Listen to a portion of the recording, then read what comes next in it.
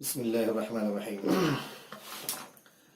देखिए, मतलब तो मेरे ख्याल से ये कह देना कि अब साइंस इतनी तरक्की कर गई है तो क्यों न हम साइंस पे एतमाद करते हुए रुयत हिलाल के हवाले से अपने आप को मुतमईन कर लें, ये सही नहीं है।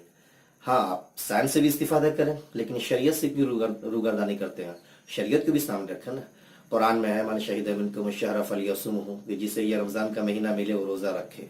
और ये महीना कितने का होगा? अल्लाह के रसूल ने फरमाया, अश-शहरु तिस्अुन व इश्रून लैला ला तसूमु हत्ता तरौ वला तुफ्तिरु हत्ता तरौ इल्ला अन युगम्मा अलैकुम फइन गुम्मा अलैकुम फक़दिरू लह। क्या मतलब इसका? कि भाई ये महीने 29 के होते हैं, अमूमन चांद कमरी महीने जो होते हैं।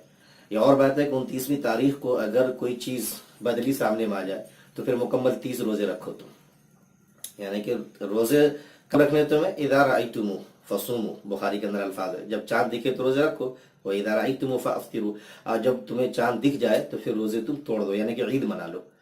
तो यहाँ पे क्या आम रुयत की बात की जा रही है, चांद है या नहीं इससे नहीं। साइंस तो ये कहती है ना कि भाई हर एक अपने अपने मदार में है, और साइंस क्या कि खुद कुरान करीम के अंदर है कि सारी चीजें अपनी अपनी जगह पे होती हैं। लेकिन जब आप ये देखेंगे कि आम और खास को देखने की जहां तक बात आती है तो फिर किस चीज से तायद होगी? उसकी शरीयत से तायद होगी कि आप ऐसा निज़ाम रखें फ्लेक्सिबल कि हर एक को उसके अंदर कह लीजिए समा जाने की गुंजाइश हो, खा देहाती हो खा शहरी हो, साइंसी तौर पे इस्तिफादा करने वाला हो या ना हो, बहरहाल हर एक को आम आंखों से दिख जाना चाहिए। इसके लिए साफ तरीका बता दिया कि 30 महीने, वो 30 दिन के 29 दिन के महीने होते हैं।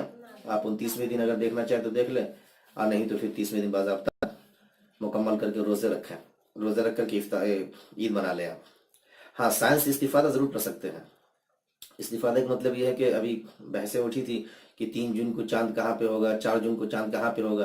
क्योंकि होता यह है कि अपने अपने मदार के अंदर सब तैर रहे होते हैं, लेकिन सूरज चांद के बीच में जब कह लीजिए कि जमीन, सूरज और चांद ये सब एक दायरे में आ जाते हैं तो फिर कोई किसी को दिखता नहीं है। लेकिन जब चांद फिर उठ करके अपने ऊपर के दायरे में चला जाता है तो फिर जमीन वालों के लिए देखना आसान हो जाता है।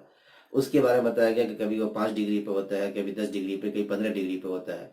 तभी जो गुज़श्ता दिन गया 3 जून का, उसमें ये बात आई साइंसी हवाले से, जो उसकी रफ्तार को हिसाबी तौर पे नापा गया रियाजी तौर पे, कि भाई वो 5 डिग्री पे होगा, 10 से 12 मिनट रहेगा, फिर उसके बाद छुप जाएगा अपना, तो हम नहीं देख पाएंगे। लेकिन हाँ, 4 जून को जो है इतना है कि वो 45 से 50 मिनट तक रह सकता है, और 12 डिग्री पे होगा, यानी कि हम जमीन पे ऐसे हैं तो हमें तिरछा इस तरह से वो चांद दिख सकता है। जब बराबर बिल्कुल सीध में आ जाएगा तो सूरज की रोशनी इस पे पड़ेगी ही नहीं, पड़ेगी भी तो बीचों बीच में है तो चांद जमीन वाले को क्या दिखेगा वो। लेकिन जब ये मदार से उठना शुरू होता है तो फिर डिग्रियां बनती है। तो इस तरह की जो बातें आती साइंसी तौर पर, इस कुल्लियत से इस्तीफादा करें। लिहाजा आज के दिन में आप पूरी तरह से देखने की कोशिश करें। और मुशाहदात के हवाले से भी मैं कहना चाहूँगा कि सब कोई देखने की कोशिश करे। ऐसा नहीं है कि भाई रेडियो, टेलीविज़न या व्हाट्सएप वगैरह से खबर मिल गई तो काफ़ी है, नहीं। शरई तौर पे जो आम रुयत की बात की गई है उसका पूरा का पूरा लिहाज रहे। साइंसी तौर पे जहाँ से आप इस्तिफादा कर सकते हो इस्तिफादा करें, और आम मुशाहदे की हर मुमकिन कोशिश करें कि हम सब देखने की कोशिश करें। सुन्नत रसूल भी है। जज़ाकल्लाहु खैर।